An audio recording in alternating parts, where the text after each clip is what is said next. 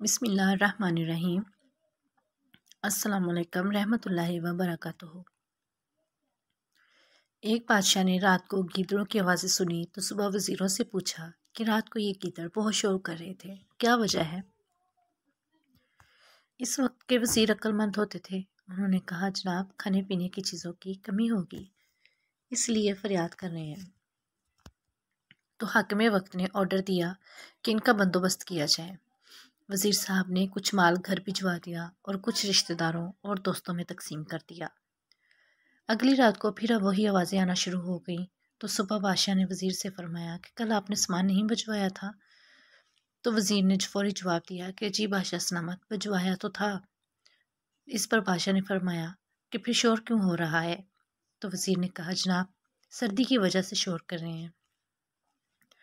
तो बादशाह ने ऑर्डर जारी कर दिया कि बिस्तरों का इंतज़ाम किया जाए। वज़ीर ने हस्बे आदत कुछ बिस्तर घर भेज दिए और कुछ रिश्तेदारों और दोस्तों में तकसीम किए। जब फिर रात आई तो बदस्तूर आवाज़ें आना शुरू हो गईं। तो बादशाह को गुस्सा आया और इसी वक्त वज़ीर को तलब किया कि क्या बिस्तरों का इंतज़ाम नहीं किया था आपने। तो वज़ीर ने कहा कि जनाब, वो सब कुछ हो गया है। तो बादशाह ने फरमाया, फिर ये शोर क्यों। तो वज़ीर ने अब बादशाह को तो मुतमिन करना ही था और रोके रिपोर्ट भी देनी थी। तो वो बाहर गया कि पता करके आता हूँ।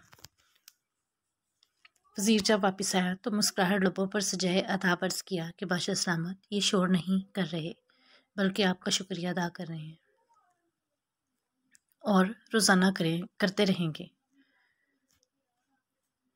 बादशाह सलामत ये सुन के बहुत खुश हुआ और वज़ीर को अनाम से भी नवाजा। अल्लाह ताला हमारे मुल्क को भी ऐसे लोगों से निजात दिलाए और हमारा मुल्क खुशहाल बनाए। वीडियो पसंद आए तो लाइक करें और चैनल को सब्सक्राइब करें। मज़ीद ऐसी वीडियोज़ लेकर फिर हाजिर होंगी। अल्लाह हाफिज़।